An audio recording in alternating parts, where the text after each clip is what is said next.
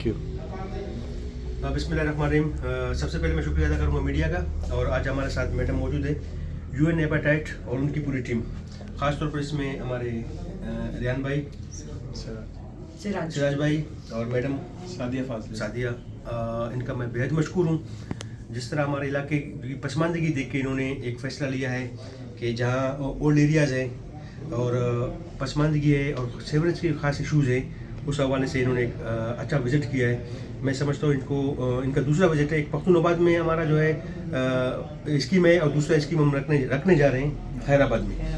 تو ہماری کوشش ہوگی کہ جو پسماندگی ہے لوگوں کی, جو لوگوں کی مایوسیاں ہیں, تمام ادارے ان کے ساتھ ساتھ ہمارا تعاون رہے گا. ہم ریکویسٹ بھی کریں گے, پبلک پرائیویٹ پارٹنرشپ پہ بھی ہر جو طریقے سے کوشش کریں گے کہ علاقے کی جو ہے وہ پریشانیاں, لوگوں کی پریشانیاں دور ہو جائیں اور ان کو ان کے دہلیز پہ سہولت ملے. میں ایک تمام کی ٹیم کا شکریہ ادا کروں گا, اور اس نعرے کے ساتھ پاکستان زندہ باد.